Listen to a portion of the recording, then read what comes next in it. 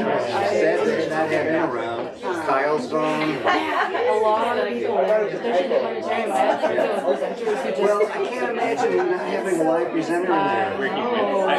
I don't like that. I don't like that either. The more than that whole team, it's like, I mean, I love things, actually. I know. And I know he like left voluntarily, but I think Obviously. I need those. You do need those with the dog. So, because I Lilac to do Alex should have I would ask him questions about the picture. That's what I want. I could talk to him forever. Like, I was asking so many questions. No, like Yeah, I love book tour 101. I understand that it can be played with the first, but it's like, that doesn't mean it's like my... And there was special about the shiny.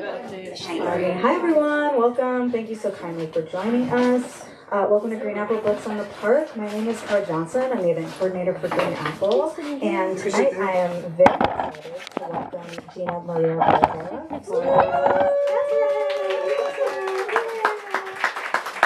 This is the release of her debut novel, The Volcano Daughters. Let's give it up one more time for... Thank you so much. I'm so glad to have you all here. It's like the return, the hometown event. It's very exciting. We're glad to be a part of it. Gina is joined tonight by Lauren Markham. Let's give a hand for Lauren. Thank you all so kindly for being here. It's a Monday night. You could be anywhere, and yet you chose to be with us here at this bookstore that I hold so dear. And I'm glad you're all here in this place that I hold so dear. Thank you so much for joining us both in person and online. Hello, online audience. I'm waving to a camera if you cannot see. We are broadcasting from San Francisco. We open each of our events with a land acknowledgement. We are operating on unceded Ramaytush-Ohlone land, and we encourage you to, because we think that acknowledgement requires action, we encourage you to donate either your time or monetary means to an Indigenous organization each time you hear a land acknowledgement. If you're interested in the direction we usually send folks in is to the Ramaytush-Ohlone Land Trust, and we have information about them at the back desk. And since we've had some really good land back wins in the East Bay in particular recently, I think it's like pretty prescient, and so we're going to keep saying it and keep doing it. So thank you all. If you're interested in this project of rematriation, I can tell you where to go.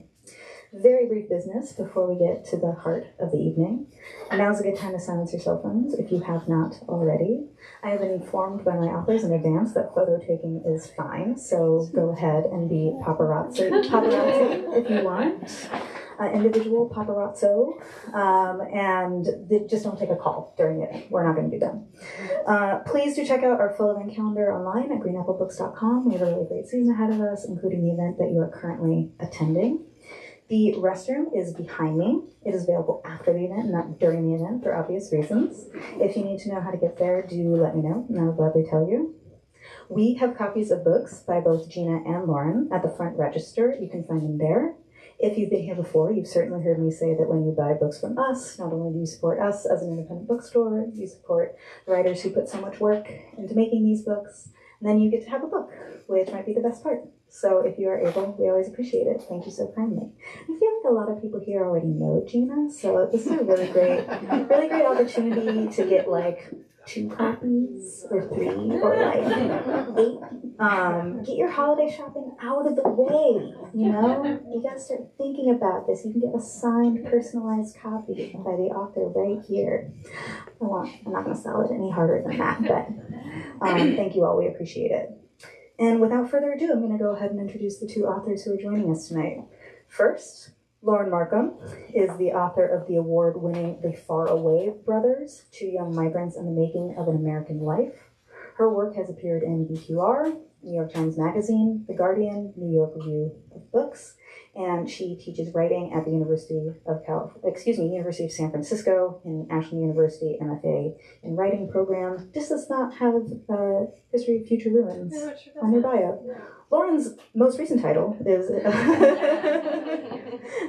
History of Future Ruins. That is available at the front register as well.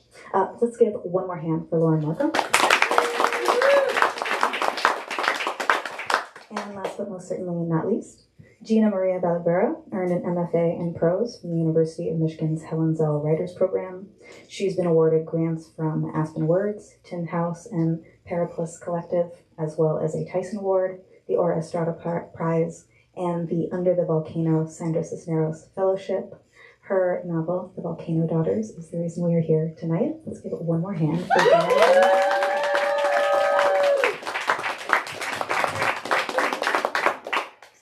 Hey, well, Gina was going to start by reading something. Lucky us. Thank you all for being here. I'm going to read a little bit from the prologue, or I'll just read the prologue. So thank you so much.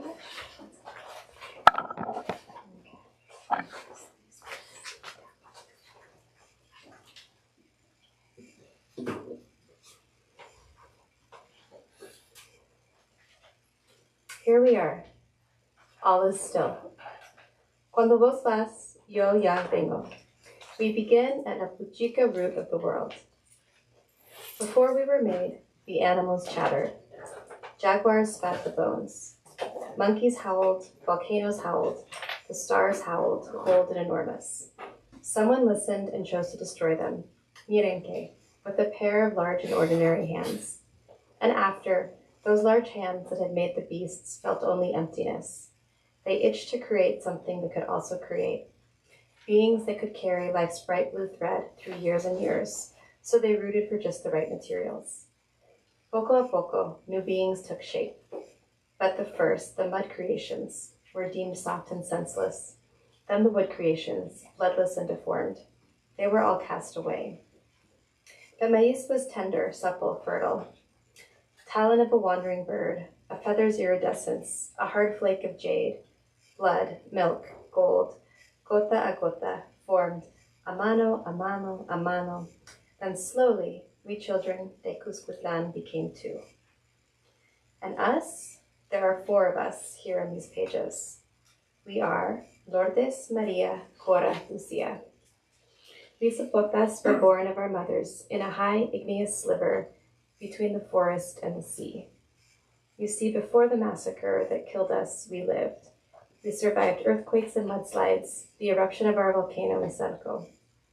In the mountainside town where we all died, abandoned to rot para nos joder, piled like husks and leaves in a felled forest, our mothers had listened to radio piped in from the capital and smoked hand-rolled cigarettes in the coffee fields and never washed the black dirt from under their nails. We were in many ways like our mothers, even as we fought them, ignored them, hid from them, lied to them to run into the forest to kiss boys. Except Maria, she kissed mostly girls. What else could we do? The world was changing, everyone kept saying, but where was there for us volcano daughters to go? Graciela was our friend.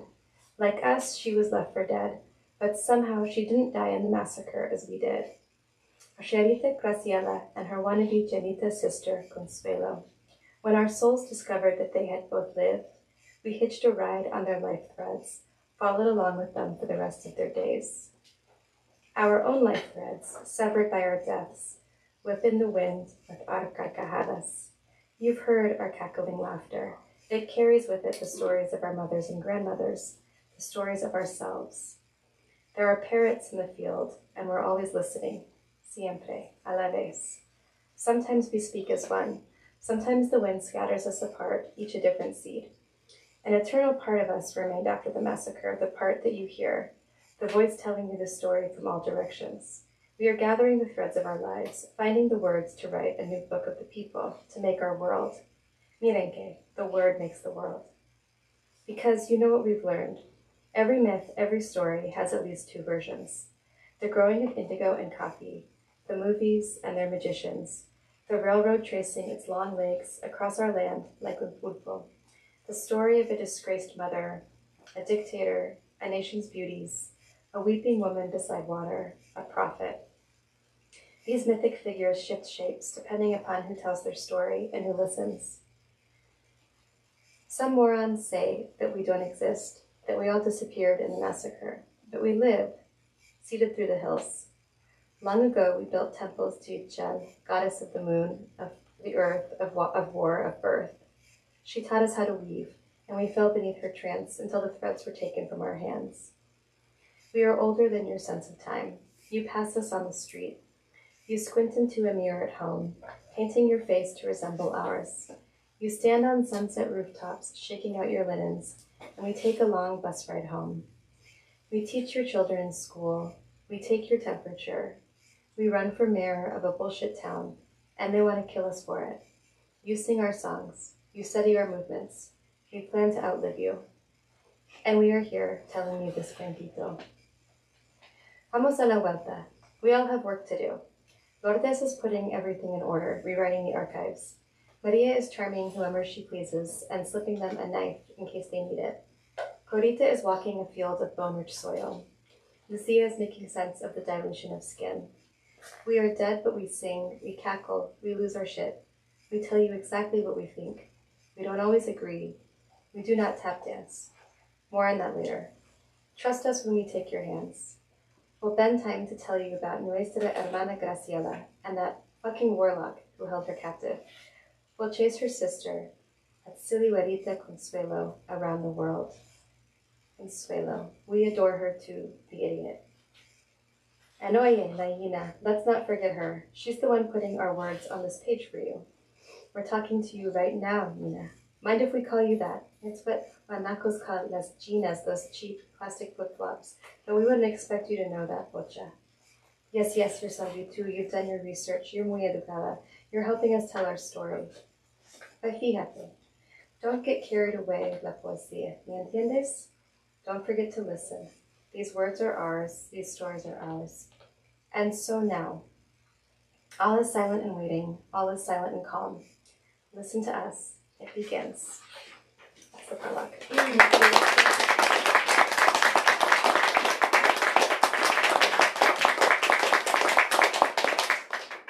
Can we once again just say congratulations? She wrote the book, an Illuminous book, and we're here to celebrate it. So huge congratulations.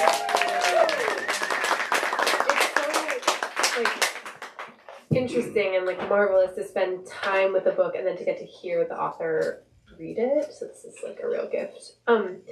You do such a beautiful job of starting this book at the beginning, the beginning of this sort of choral, this chorus of voices that's guiding us through the story, but also, at sort of the beginning of time in a certain way, right?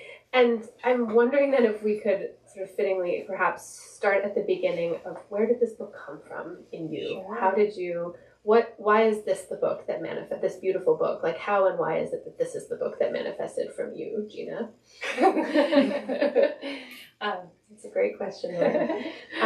Thank you for it. I started the book in 2011. I was about to start grad school, and I was like, I should write some stories. Whoops, you wrote a novel. Yeah. And it started as a story, but it started with that voice. That choral voice. Yeah, the choral voice. And I knew that I wanted it to be sort of, in some ways different than a more flat, uniform, Greek chorus that we're, more familiar with. Yep. I wanted there to be sort of a little bit of telescoping and omniscience, but also the ability to sort of get very specific and then also to recede. And I wasn't sure exactly how to manage that. But that's sort of where I started with this kind of for bossy, curious women interrupting each other and talking about their friend who's no longer with them. Yeah. I wanted to talk about the chorus specifically, and so I'm so glad you went there. And I think what is so marvelous about it is that they're, on the one hand, this unified front, and on the other hand, these sort of characters. And so how is it that how did you kind of understand their individuality while also their kind of common purpose in guiding us through this story? Well, I think it was so many different iterations and drafts and ways of approaching the kind of who was holding the reins of the story and whose perspective was, I think, entirely necessary. And I kept coming back to them because I do believe that the story belongs to them, that it needs to be told from their perspective, a perspective that has been, lost in many different ways. Both in this book and in the telling of the history on which some of it is inspired.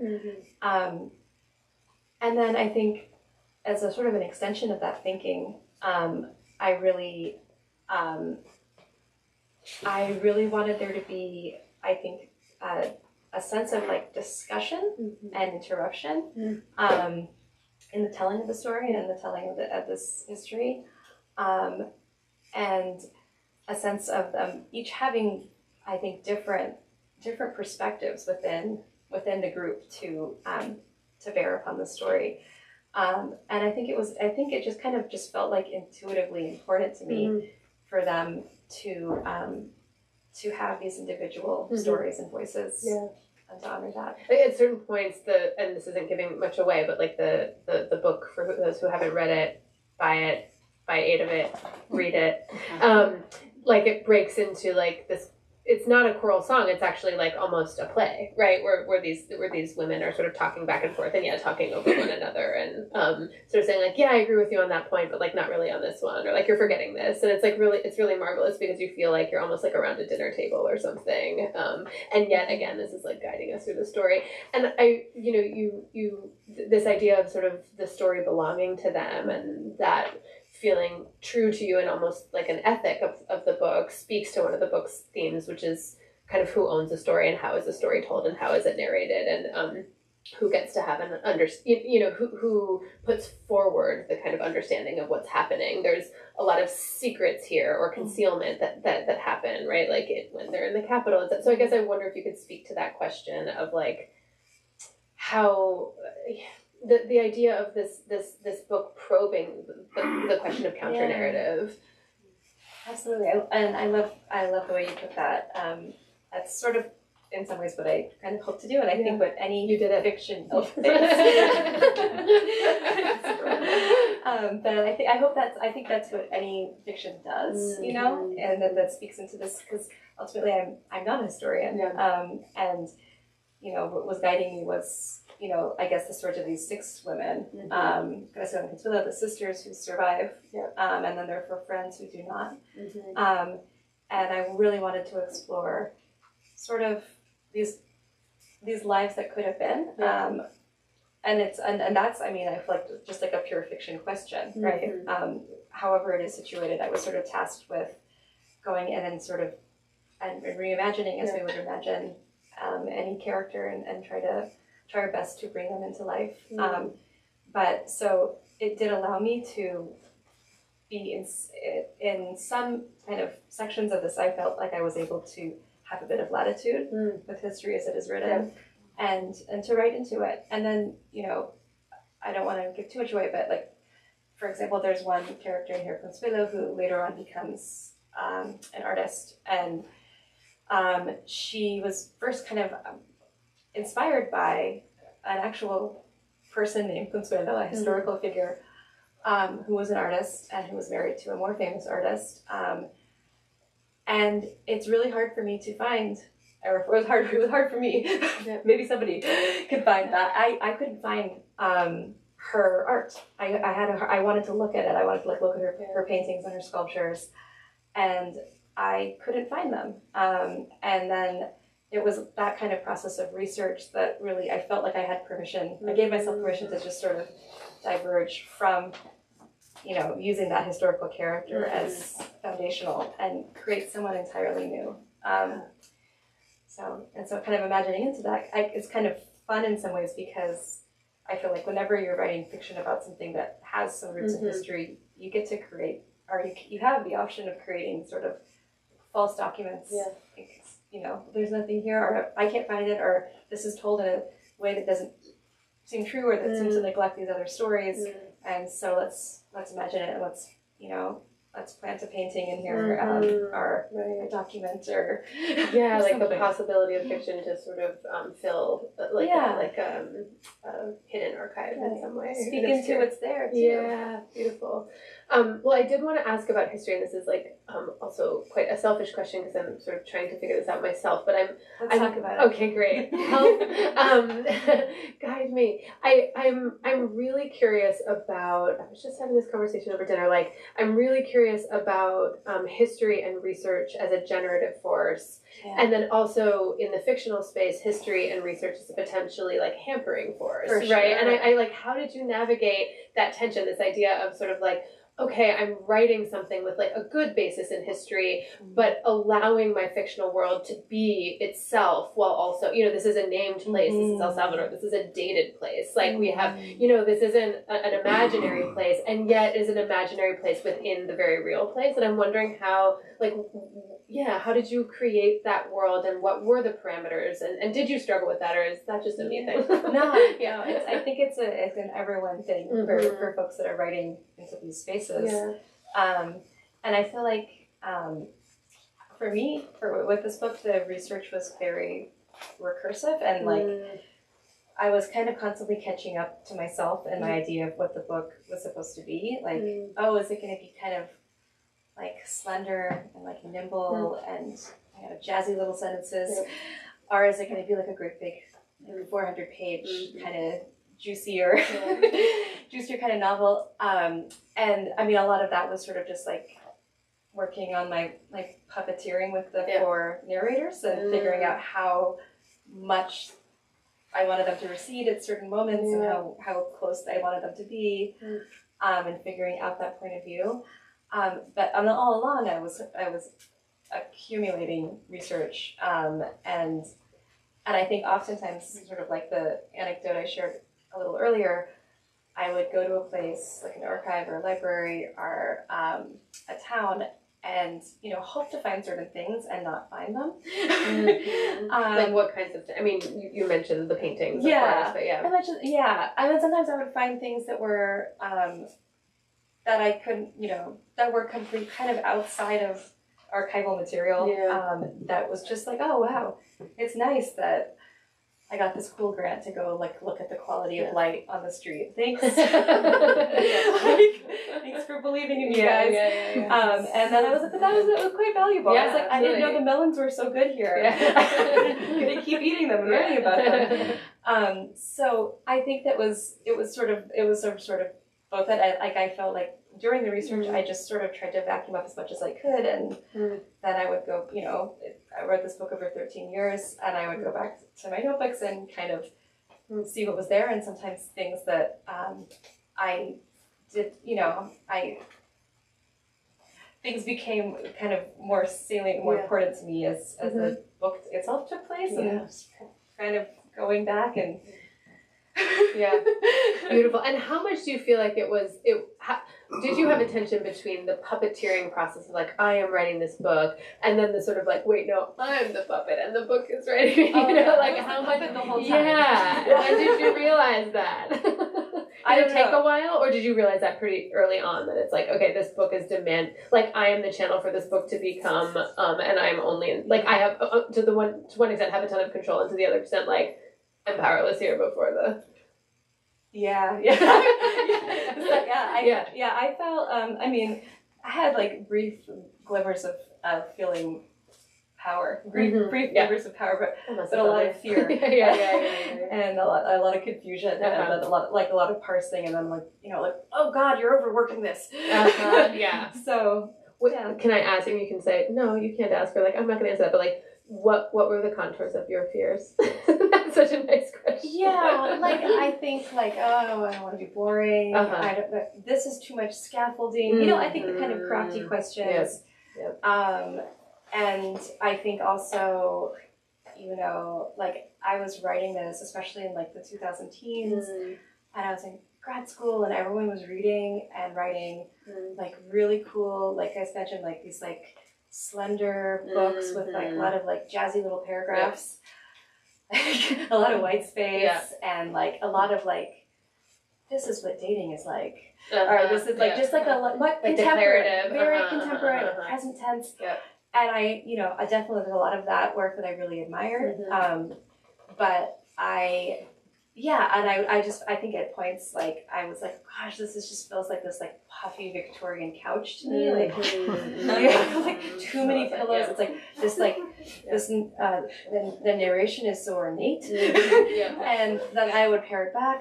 There were many drafts where I was no, it's gonna be a rotating first person, singular, and oh no, it's gonna be this totally recessed third, so. I think I was negotiating the shape, and also negotiating I don't know, my own feelings of and like wanting to do a intuition. good job. Oh yeah. Yeah. But also I would imagine like your Yeah. intuition, like you had so much intuitive clarity that you just had to kind of follow to some degree. Absolutely. As well as like an immense amount of just work.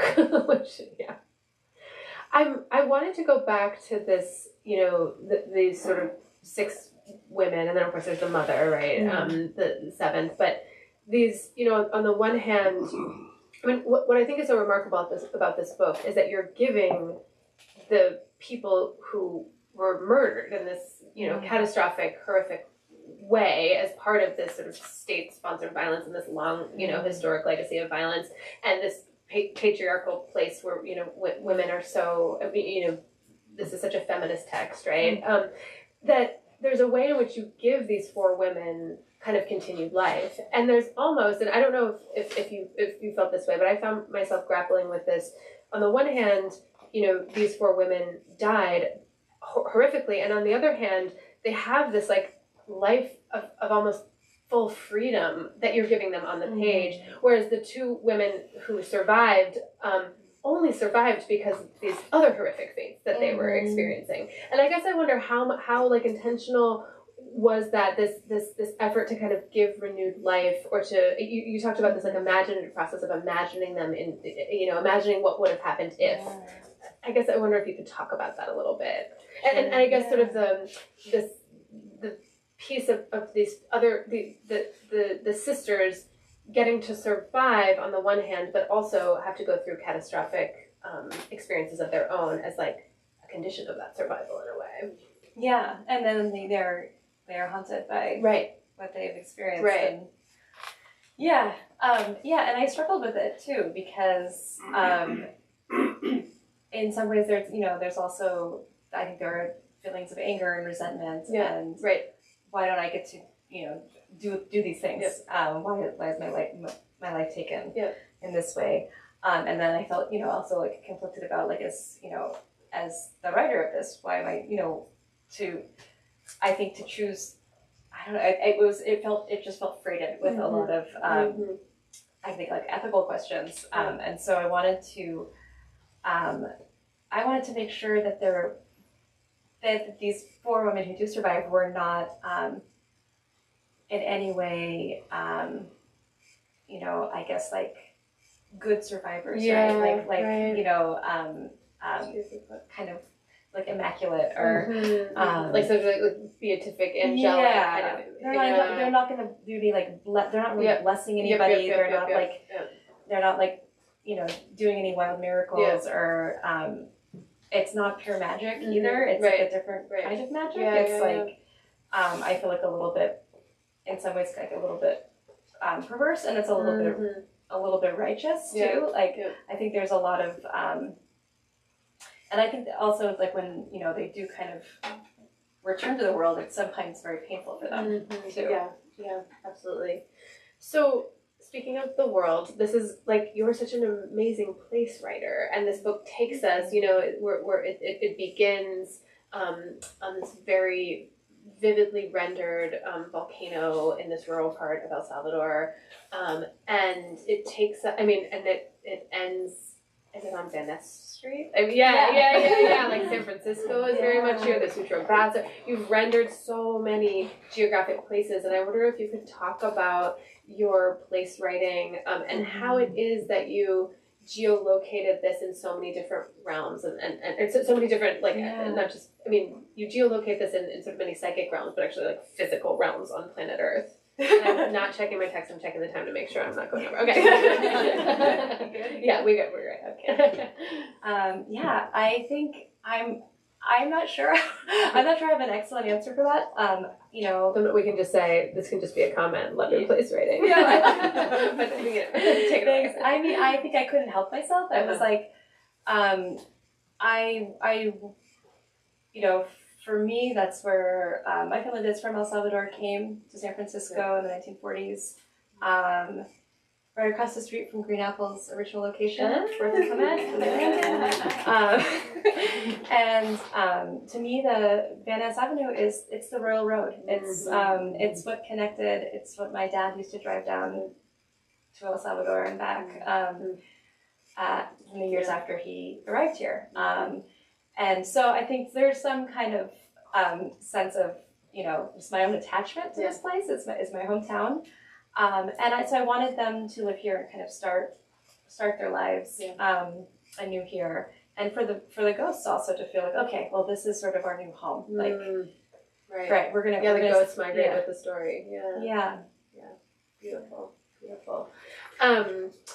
I have like so many more questions I want to ask you, but I'm going to choose wisely. And I will also say in a couple minutes we're going to open it up to questions. So get your questions ready.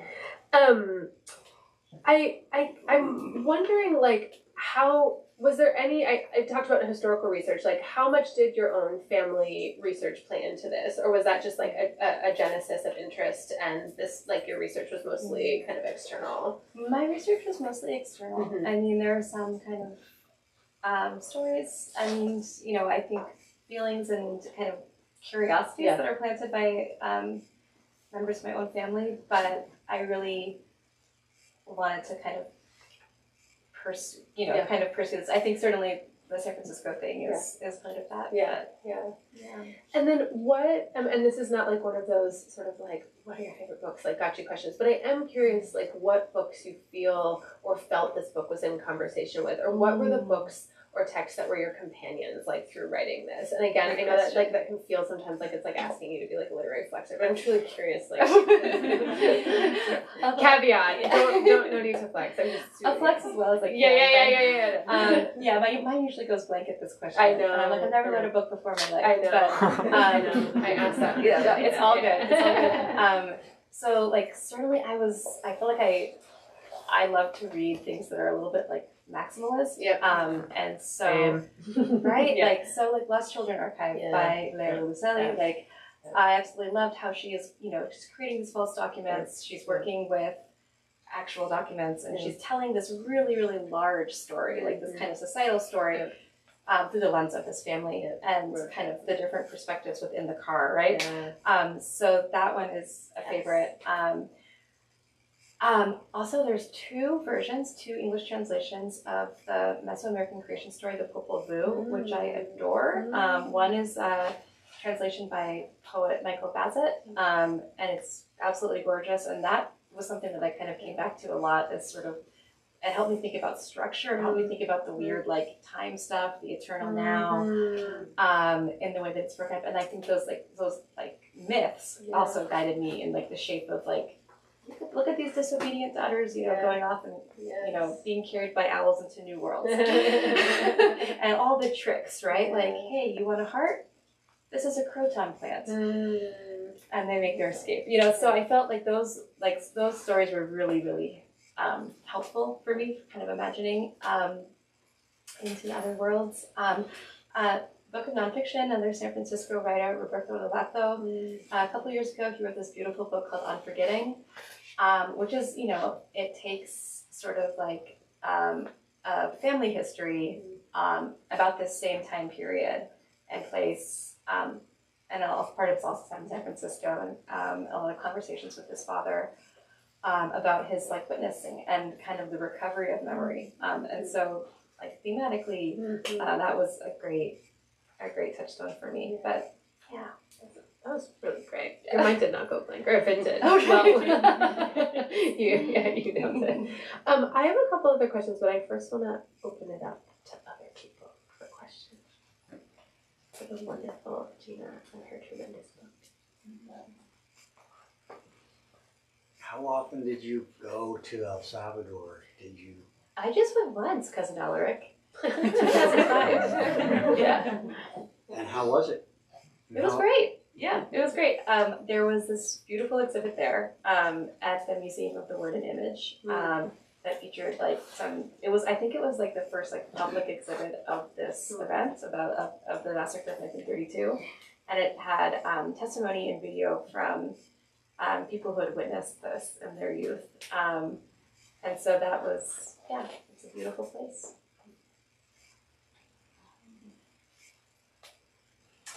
How did you decide to write in both Spanish and English and kind of assume that people from the context will understand the Spanish?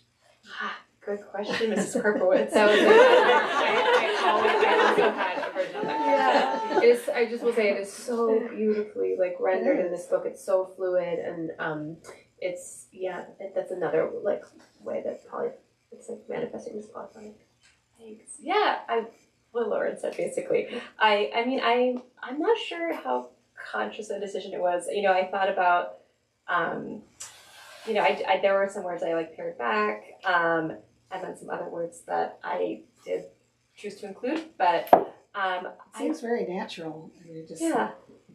if you know bilingual people, a lot of times their brain just picks the most efficient way of saying something. I was kind of wondering if that was going through your head or.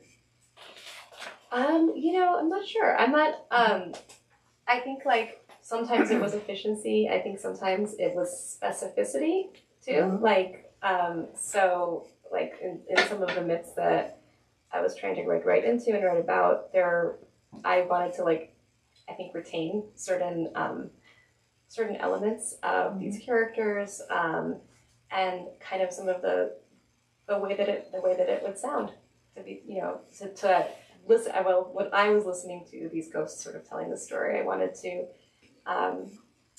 honor some of those words and words that I had heard. They created like a beautiful kind of characterization, but also because so many of the words were like emphasis words, right? And yeah, it was a really beautiful aspect of the book that was felt so fluidly done.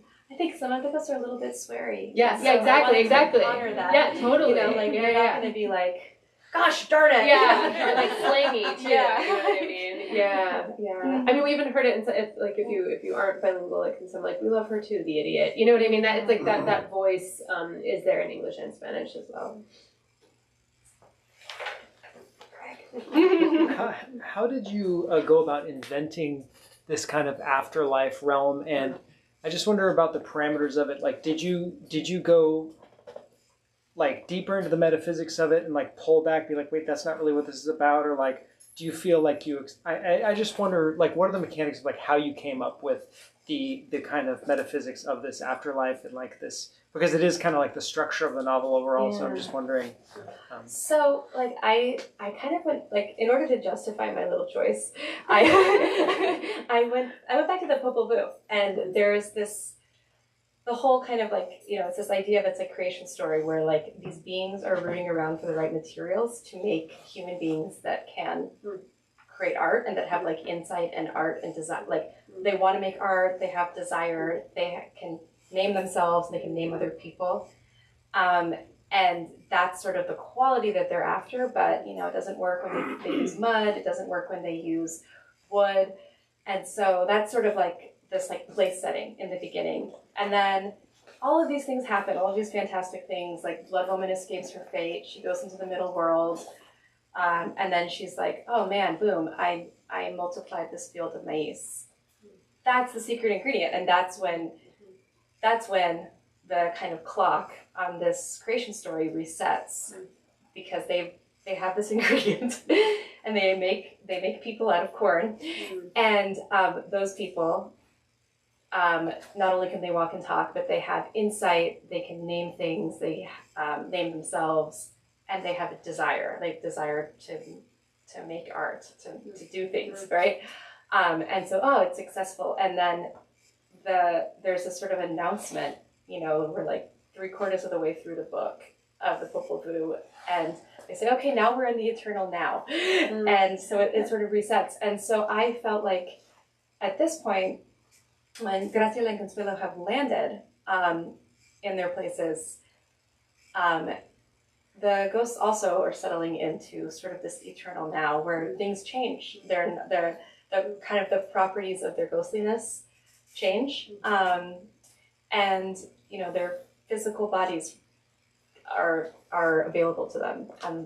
But so that was my kind of roundabout sort of like, I feel like there's sort of some kind of intuitive like opening here for me to step into. But it felt, it just felt correct to sort of change that. And as for like the metaphysics of it, I don't know, Greg, what do you want from me?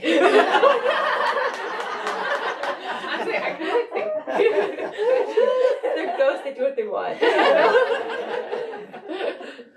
I feel like you answered the question. I feel like you answered the entirety of the question, and also like what? Speaking of flexes, like, oh, how did you create this? Oh, I just went back to the pulpit. I know you didn't say it like a flex, but it was like so beautiful. It was like such a beautiful. It took me a minute. Yeah, yeah. You just began at the beginning. You went back to the beginning.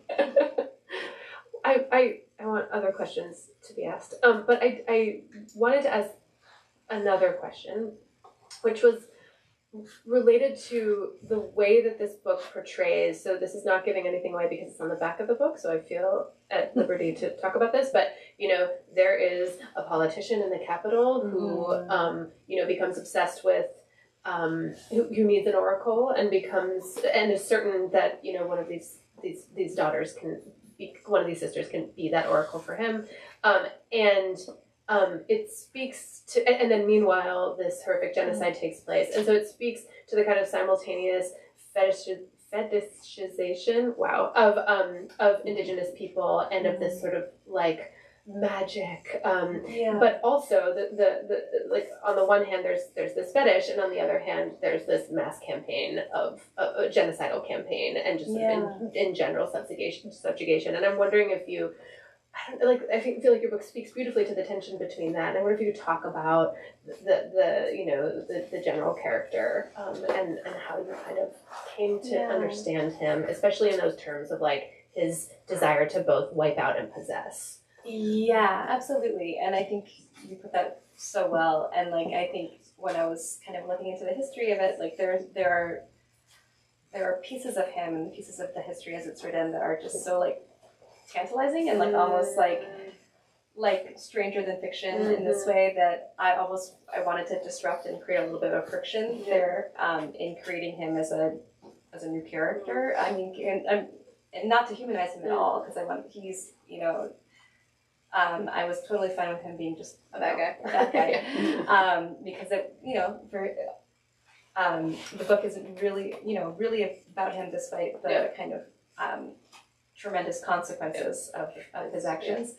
But I think what interested me was that tension, where there's this ways that I think when we focus on like the magic, there's a way of minimizing the actual harm, because it's more than seances and an affinity for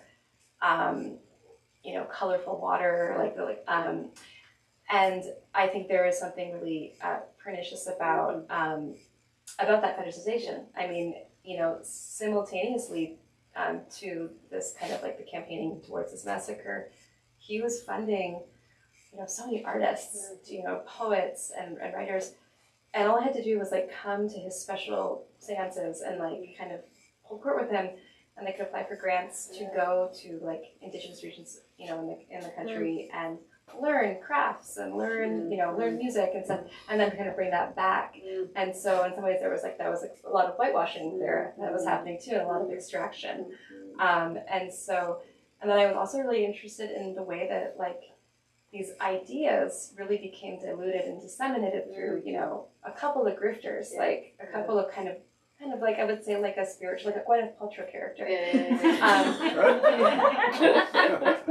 I know this is re-recorded. I hope Gwyneth Paltrow doesn't sue me. But like this sort of like the idea that like there's this like this like really kind of like wild and scary like capitalist attachment to and like flattening some of these ideas.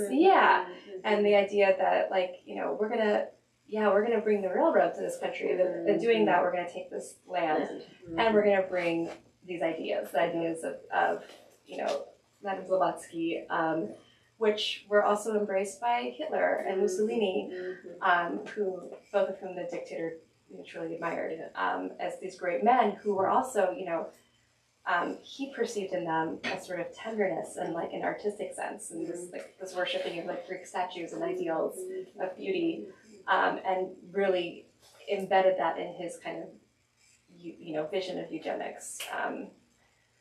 And at the same time, it's like there are all these like mild permutations of these ideas. Like, oh gosh, like the Steiner School, how cool. You know, like if I had enough money, I'd send my kid to a Steiner School. But it's our like Isadora Duncan's, you know, kind of embrace of modern art on these other these sort of new ideas, like this connection with nature, this return to sort of like elemental forms. It's beautiful. But in other, you know, on other hands, with it's some of the ideas I think were so capacious that they could allow for like, okay, surrealist channeling, you know, a painting, which is it's cool, and you know, the general kind of justifying what he was doing because, you know, I'm creating this greater beauty, right? Or his aesthetic. Aesthetic obsession was so interesting and like well rendered in this book, because it felt so, one would imagine it so distinct from sort of the political project, but in fact it was central to his political project in his sort of warped mind. And anyway, now I'm like going to read the book, they both. Other questions? Yeah, you talked a little bit earlier about kind of avoiding the, I don't know if it's the attraction or the idea of perfecting these four ghosts, these four young women who died, and they're real, they're well characterized, they're complex characters, and they're not these angels, right? They swear and they have very rich inner lives, and then you like the two women who survive and we follow throughout the novel. They're also really complex, you know, richly designed characters, and no one is defined by all the traumatic events they experience. And you do a beautiful job of bringing like levity and wit and humor and beauty like throughout this novel, and these women experience such, you know, horrifying things, yet you still bring so much like joy and wit to the novel. I was wondering, you brought up Lost Children Archive, and I wonder if there's other texts or just like kind of mechanisms you use, like threads that you return to, touchstones in revising, to keep that complexity and not let these women be defined by these horrible events that, you know, either took their lives or set them on these paths, but, you know, let them have that agency and liberation. Thanks, Patrick. Nice question. Nice, kind words. So other texts. So actually, Lauren and I talked about this one. I think this is like the greatest. Like I know it's coming. You know it's coming, right? Yeah. I feel like when I was like deep in the editing process, and I was like trying to kind of retain the spark of like vitality in it, I returned to Shirley Hazard's Transit of Venus, which if you haven't read, I think is like one of like the most perfect novels, and both on like the line level and structurally, it's just like stunning, and it's so simple. It's just the story of these two sisters, and there's sort of like an estrangement, and then, you know, sort of kind of a series of strange reunions, but it is so sharply written. It is like the interiority is so rich. And it was just sort of like, it was very instructive to me. And I read it before, but I was like, I need something to just like fuel me, kind of help remind me of how humans like walk and breathe and like feel and talk to each other, like all those things that I think can be like worked out of a draft after years of editing and stuff. So that was one of those, and like a reminder. I don't know, like there was something about the interiority. What does Shirley do for you? Yeah, I mean, absolutely. I think you're exactly right. Like there are these very embodied people in an actual place, and their interiority is sort of like just like booming within them, and you get to sort of go inside there and also there's like sort of it's simple, but it is actually kind of a tangled plot, and I feel like that she's doing all of these things at once is just sort of like what? Right, and there's something that feels very faded about it too. Yes, there are these like little moments that are just like, oh, she lined it all up perfectly. How does it not feel forced or determined? Right. So it was just like, wow, okay, good job. Good job, Shirley. I mean, another thing she does, that your book does beautifully as well, is like allow a character to be and become themselves and shift and change in their desires and the way they see the world, like over the course of a lifetime, as opposed to these sort of static, like this is who this is, like this is who this is, you know what I mean, and this is who they are, like one tracks the becoming and shifting and morphing of someone, like as the circumstances of their lives that continue to determine them. I feel like I really love that about that book. Yeah, thank you. I truly admired that. Yeah. Like she was going for the long game. Yeah. Right? Yeah. Right. Yeah. Who we are at 20 versus who we're at 50. You know, like what we want out of that. Yeah. Okay. No. Okay. Go ahead. Hi, Gina. I have this question before, but you guys like just brought it up, which is you started this draft more than a decade ago, and you went through numerous edits. Can you share with us like a few key edits of how when of your maybe own life experience and going back and how that informed any of the scenes in the novel or characters and your own life experience being like, oh, I think differently about that now and have more insight? Yeah, certainly. That's such a great question, Liz. And so, I mean, I think there are all of these different things that we can't possibly know about a life until we, you know, so like we can write into it, we can sort of try. But I think, I mean, like an obvious one for me is like becoming a mother like 8 years ago, and sort of like, oh, I have a different understanding of what that's like. And you know, and that, you know, that informed me, I think, in places where like my character becomes a mother, but also like other places too, like, you know, thinking about like earlier characters and the choices that they have made. I mean, a lot of the big edits, aside from kind of, you know, me getting like, you know, just accruing more more life and kind of funneling that in, you know, really had to do with like the shape of the book and how I wanted to tell it, and sort of I think a process of like, I think giving like a little bit just more control and omniscience to the ghosts. Thank you, Liz. Oh, beautiful question. Time for one more. Oh no! You have to choose. Or do you want me to do it? We can't. We can do two. We can do two. Okay. Raise your hand. I can't question if you have not. You have to find her after. Okay. How about over here first? I read the prologue late last night with like great delight and learned all these new Salvadorian slang terms that I'd never heard before. And it was so cool and also surprising to see like the author written into the book. At the very end, I was like, like I know her. And so I was curious about that decision because I don't know, it kind of seems in a way that if anything, it like minimizes your role as the storyteller. Yes, exactly. Exactly my plan. Can you explain a little bit what we're referencing here? Yeah, so Layina is me, sort of. I mean, you know, I think there's a little bit of like, you know, just sort of like, okay, this is momentous, like we're invoking this like creation story, but like, I think that like I felt a little sheepish about being the only person tell, and like of course, you know, it's like a series of fictions, you know, on top of each other. So like I recognize that like bringing the author into it is also its own like little shell. But I think I wanted to just contribute in some ways to the narration, and also to kind of offer myself as a writer up to sort of like the criticism and the feedback and the conversation that is occurring with the other tellers. Yeah, it's like narrator as character.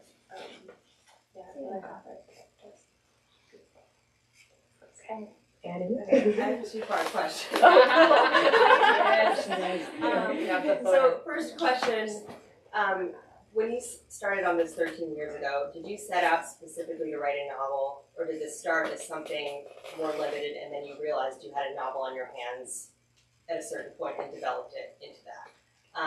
And then my second question is, did you write this somewhat chronologically, or did you write a certain part first and then go back and write the beginning? And can you speak a little bit about your own personal writer process in developing this out?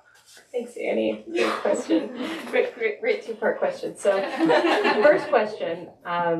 Yes, I started this as a story. It was just a story, and I was just like, I need something for a workshop.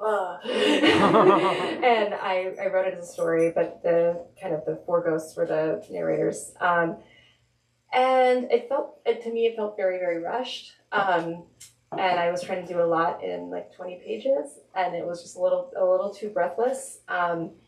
And so I kind of was like, I workshopped a bunch of other stories, but I like worked on it as a novel kind of, and played that close to my chest for a little bit. Yeah, and then I kind of just had to see what the scale was, and then kind of, scale it up and down, I guess, for a long time. And then it wasn't necessarily chronological. Like, I got really excited about this historical figure of Consuelo, and in 2012, I got a grant to go to France and do some research about the historical figure. And so during that time, I wrote a lot about, and I was sort of just straddling the my own invention of her, and then what I could find and how that, if there was anything I could find that inspired me. So I was trying to kind of construct her, and so that was sort of early, and I did struggle with sort of like where to begin this, where to begin the story. So I began at the beginning of the world. When in doubt. Yeah. And then I was like, God, how I can't end this. Like, does everyone have to die? Like, Does the world have to end? Yeah, exactly. Like, so yeah, I had to kind of place some constraints on myself, throughout, and tighten the parameters. But yeah, it was a lot of it was not in the chronology it is now. And yeah, and then I think it was just sort of a matter of balancing the ratios in a large sandwich that you were making. Not too much lettuce, more turkey. It was just like, wow, this is a lot of tomatoes, and we have to get to 1940, please. So it was a little bit of that. That is tremendous craft advice. The sandwich metaphor of life and writing. It's a footlong. But still, the ratios have to be right in a footlong, even harder, right? Yeah. We're gonna end on sandwiches and on this, just once again, our just joy at being here to celebrate you in this book, and congratulations on this beautiful accomplishment. Thank you so much.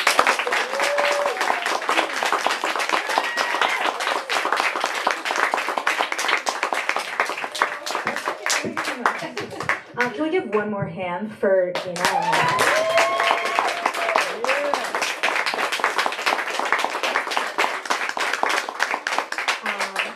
Congratulations. Thank you. This is very exciting. We're very happy to be a part of your book's journey, so thanks for letting us. Oh, I'm so honored to be here. I love your green apple. Thank you.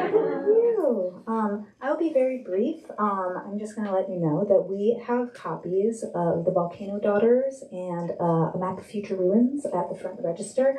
I am positive we have Transit of Venus here as well. I will try and find it and put it at the register. It was a staff pick for a long time. But, right? So I'll try and find that for all you fine people. But books are going to be at the front register. You can find them there. And I'm going to have Gina signing at the back desk next to where the wine is. And if you need to know where to line up, I'll gladly tell you. And if not, thank you so much, and we will see you next time. Let's give one more hand for